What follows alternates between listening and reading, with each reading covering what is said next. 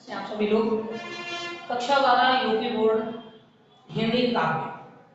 आज की इस वीडियो में हम लोग मैथिली शरण गुप्त द्वारा रचित जो गीत हम लोग पढ़ रहे हैं, इसमें से अंतिम चौथा गीत आज पढ़ने जा रहे हैं, जिसका शीर्षक है यही आता है इस मन में। इसके पहले हम लोगों ने 3 गीत पढ़े हैं, आपको याद होंगे। पहला था निरख सखी ये खंजन आए, ठीक, इसको हम लोगों ने पहले अंक में पढ़ा, ठीक।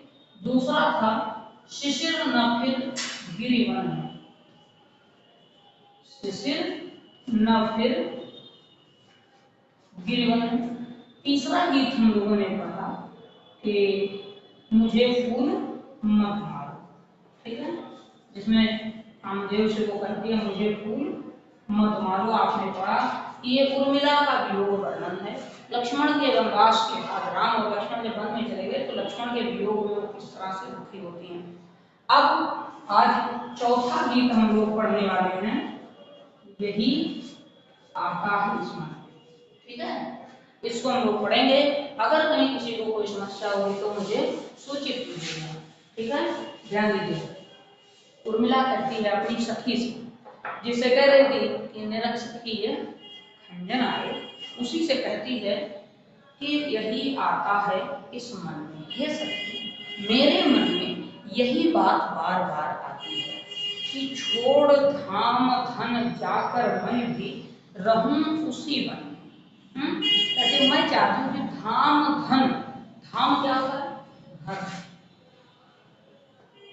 धाम का मतलब धन, जहाँ वो रहती है। धन तो आप लोग जान ही रहे हैं, धन का अर्थ है संपत्ति। उर्मिला कहती हे सखी मेरे मन में ऐसा आता है कि मैं ये घर, ये समस्त सुख संपत्ति छोड़ दूं और जाकर रहूं उसी वन में। मैं भी जाकर उसी वन में रहूं जहाँ लक्ष्मण जी चले गए, राम जी गए हैं, क्योंकि वहां क्या होगा, मुझे अपने प्रिय अपने पति के दर्शन मिलते रहेंगे। कहती है कि छोड़ धाम धन जाकर मैं भी रहूं उसी वन में, यही आता है इस मन में। हे सखी यही आता है इस मन में, बार बार मेरे मन में यही विचार आता है कि मैं समस्त संपत्ति और धन आदि को छोड़कर, ये घर बार छोड़कर उसी वन में जाकर रहूं जहाँ मेरे पति रहते हैं। कहती है लेकिन अब एक समस्या यह है कि लक्ष्मण जी ने तो मना कर दिया कि आना नहीं है, जाना नहीं है वन में, मेरे साथ चलना नहीं है, तय कर गए थे। तो अब उन्होंने संकल्प लिया है कि वो 14 साल तक राम और लक्ष्मण की सेवा, राम और सीता की सेवा करेंगे, लक्ष्मण की, ठीक है। तो अब कहती है मेरे वहां जाने से एक समस्या हो सकती थी कि शायद उनका संकल्प न पूरा हो, क्योंकि जब हम भी पहुंच जाएंगे तो जाहिर सी बात है कि थोड़ा सा तो कहीं ना कहीं वो भटक जाएंगे अपने व्रत से, अपने संकल्प से। व्रत का अर्थ होता है संकल्प। तो कहती है कि प्रिय के व्रत में विघ्न न डालूं, मैं चाहती हूँ कि वन में जाऊं लेकिन उनके पास नहीं जाऊंगी, क्योंकि उनके व्रत में, उनके संकल्प में विघ्न न डालूं, मैं उनके संकल्प में विघ्न बाधा नहीं डालना चाहती। रहूं निकट भी दूर, कहते वन में रहेंगे तो क्या होगा, निकट भी होगी, ठीक है, दर्शन कर सकती है, और पास नहीं जाएंगी तो दूर भी रहेंगी। इस तरह क्या है कि उर्मिला को लक्ष्मण के दर्शन भी हो जाएंगे, वियोग का दुख भी नहीं रहेगा, और दूर रहने से लक्ष्मण का संकल्प भी नहीं टूटेगा। यहाँ कौन सा अलंकार होगा, विरोधाभास। दूर और पास एक साथ नहीं हो सकते, लेकिन वो कह रही है कि मैं दोनों चीजें करना चाहती हूँ, मैं रहूं निकट भी दूर, मैं उनके निकट रहकर भी उनसे दूर रहूं, जिससे कि प्रिय के व्रत में विघ्न न डालूं, मैं उनके व्रत में, उनके संकल्प में, जो सेवा का व्रत उन्होंने लिया उसमें विघ्न नहीं डालना चाहती, इसलिए वन में मैं उनके निकट रहकर भी उनसे दूर रहूंगी ताकि उनका संकल्प न टूटे। तो निकट और दूर दोनों परिस्थितियां एक साथ होने के कारण विरोधाभास अलंकार हो जाएगा। फिर कहते हैं व्यथा रहे, अब क्योंकि दूर रहेंगे मिलन तो होने वाला नहीं, हम मिलेंगे ही नहीं, भले ही जा रही हूँ वन में निकट लेकिन दूर रहूंगी, तो व्यथा रहे। इससे क्या होगा, मेरी व्यथा, मेरी जो पीड़ा है ये दूर तो नहीं होगी, कष्ट दूर तो नहीं होगा, वियोग की जो व्यथा है, लेकिन व्यथा रहे, पर साथ साथ ही समाधान भरपूर, समाधान मिले। इस दुख का समाधान क्या है, लक्ष्मण के दर्शन, तो जब मैं वन में निकट में जाऊंगी, दर्शन होंगे, तो व्यथा का समाधान हो जाएगा। ठीक, और उनसे ना मिल पाने का दुख भी रहेगा, व्यथा भी रहेगी, दुख भी रहेगा, पूरा विरोधाभास हो रहा है, दुख भी है और शोक भी है एक साथ कैसे, लेकिन वो कह रहे दोनों रहेगा, क्योंकि रहूं निकट भी दूर, मैं उनके निकट रहकर भी उनसे दूर रहूंगी, जिससे कि उनके संकल्प में, उनकी सेवा व्रत में कहीं भी कोई कमी ना आने पाए। कहती हर्ष डूबा हो रोदन में, वहां जाने पर क्या होगा कि मेरा जो हर्ष है, जो मेरी प्रसन्नता है, वो किसमें डूबी रहेगी, रोदन। रोदन का अर्थ होता है आंसू, हर्ष जो है इसका अर्थ है खुशी। अब पति के दर्शनों की खुशी होगी, लेकिन उनसे ना मिलने का दुख होगा, आंसू भी बहते रहेंगे। कहती है हर्ष डूबा हो रुदन में, यही आता है इस मन में, यही विचार बार बार मेरे मन में आता। कहती हे सखी, यही आता है इस मन में, बार बार मेरे मन में यह विचार आता है कि छोड़ धाम धन जाकर मैं भी रहूं उसी वन में। मैं ये घर बार, ये सुख संपत्ति, अयोध्या का राजकाज छोड़ दूं और जाकर उसी वन में निवास करूं जहां मेरे प्रिय चले गए हैं, और प्रिय के व्रत में विघ्न न डालूं। मैं अपने प्रिय, अपने पति लक्ष्मण जी के संकल्प में, सेवा व्रत में विघ्न बाधा नहीं पहुंचाना चाहती, इसलिए रहूं निकट भी दूर। मैं वन में उनके निकट होकर, उनके दर्शन करके भी उनसे दूर रहूंगी, उनके पास नहीं जाऊंगी। इससे क्या होगा कि व्यथा रहे पर साथ साथ में समाधान भरपूर। इससे मेरी जो वियोग की पीड़ा है, भले ये उनसे ना मिलने के कारण ये पीड़ा समाप्त नहीं होगी, लेकिन इसका समाधान भी होता रहेगा। मैं उनके दर्शन करके सुख प्राप्त करती रहूंगी, और हर्ष डूबा हो रोदन में, मेरे वियोग का भरपूर समाधान वहां होगा, और फिर भी वियोग बना रहेगा, तब क्या होगा, मेरा हर्ष, मेरी प्रसन्नता मेरे आंसुओं में डूबी रहेगी, दुख भी रहेगा, शोक भी रहेगा, लेकिन उस समय वियोग की वह पीड़ा नहीं होगी जो अभी ऐसी इस समय में है। इसलिए मैं बन जाना चाहती हूँ, यही आता है इस मन में, बार बार मेरे मन में यही विचार आते हैं। फिर कहते बीच बीच में उन्हें देख लूं मैं झुरमुट की ओट। अब चूंकि वन में जाएगी, भले पति से मिलना तो नहीं है वहां जाकर के, नहीं तो फिर पूछेंगे कि क्यों आ गई, मैंने तो मना किया था, तो इसीलिए तो कह रही है कि दूर से दर्शन करूंगी, विघ्न नहीं डालूंगी। तो कहती है कि बीच बीच में, कभी कभी जब मन करेगा तो उन्हें देख लूं मैं, उनके दर्शन करूंगी लक्ष्मण के। कहां से, झुरमुट की ओट, पेड़ पौधे छोटे छोटे जो झाड़ियां होती हैं,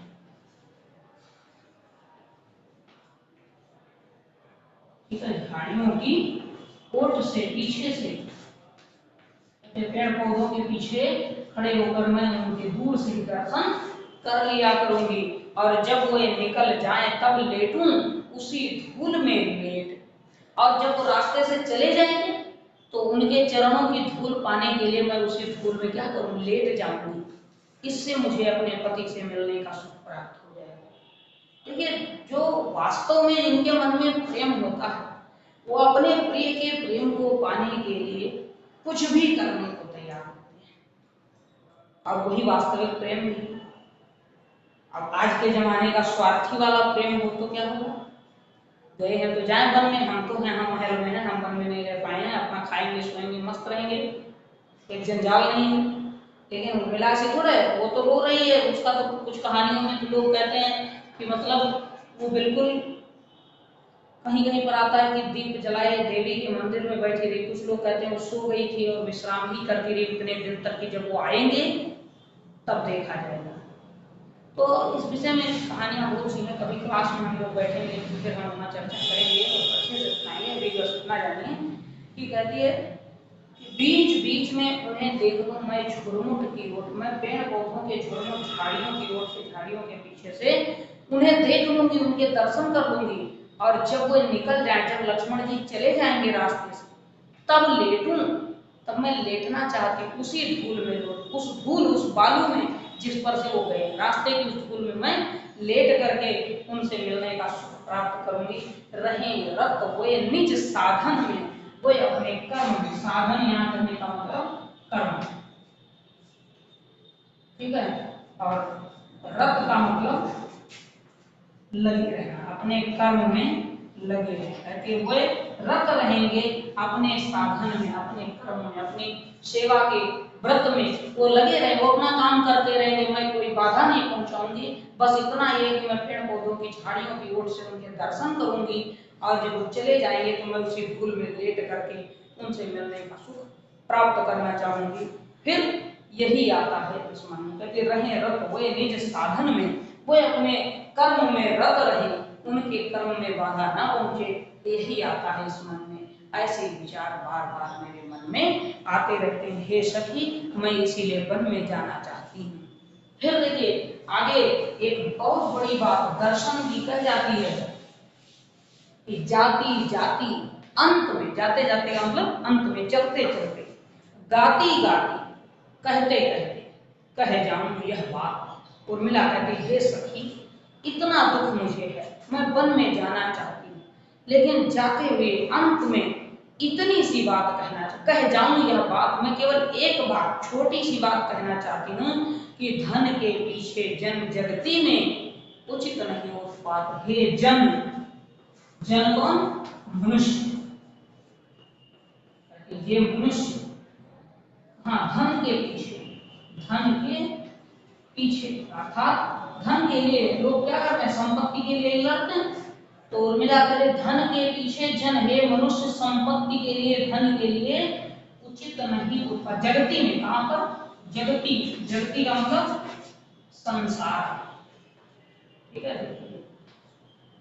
हे मनुष्य धन के पीछे जन जगती में उचित नहीं उत्पात, उत्पात मचाना, षड्यंत्र करना, आपस में झगड़े लड़ाई करना,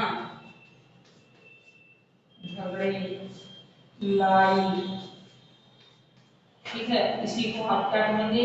वैमनस्य, जब आपस में दो लोगों के मन ना मिल रहे हो, भेदभाव हो, उसी को वैमनस्य कहते हैं, इसी को द्वेष कहते हैं, ठीक है। और ऐसी अवस्था का नाम ही ईर्ष्या है, एक दूसरे से जलन होती है, तमाम नाम है। तो वो कहती है कि धन के पीछे जन जगती में उचित नहीं उत्पात। हे मनुष्य संपत्ति के लिए इस संसार में उत्पात करना उचित नहीं है। प्रेम की ही जय जीवन में, इस जीवन में केवल एक ही चीज की जय होती है, वो है प्रेम। कहती है मनुष्य प्रेम की ही जय जीवन, प्रेम की ही मतलब एकमात्र केवल प्रेम की जीत होती है, बाकी कुछ नहीं। और प्रेम सत्य में निवास करता है, इसीलिए सत्य की जीत होती है। धन के लिए लड़ाई झगड़ा करना अच्छी बात नहीं है। कहते हैं धन के पीछे जन जगती में उचित नहीं उत्पात, प्रेम की ही जय जीवन में, इस जीवन में केवल प्रेम की विजय होती है, प्रेम ही जीतता है। इसलिए मनुष्य धन संपत्ति के लिए आपस में लड़ाई झगड़े मत करो, यही आता है इस मन में, यही विचार बार बार मेरे मन में आता है। ये छोटी सी कविता की गीत की जो अब समाप्त हुई है, इसके बाद अगला पाठ हम लोगों का जो है वो होंगे जयशंकर प्रसाद जी। जयशंकर प्रसाद छायावाद युग के प्रसिद्ध कवि हैं, आधार स्तंभ माने गए हैं, प्रसाद युग के नाम से इनका समय जाना गया है। तो इनकी दो रचनाएं हैं, कामायनी से श्रद्धा मनु लिया गया है, और एक इनका जागरण गीत है, ठीक है। उसको हम लोग अगले वीडियो में पढ़ेंगे। फिलहाल एक बार इस गीत को दोहराते हैं, और एक बार पुनः कहूंगा कि यदि आप लोगों को समझ में आ जाए तो सूचित करें, और समस्या हो तो भी मुझे बताएंगे।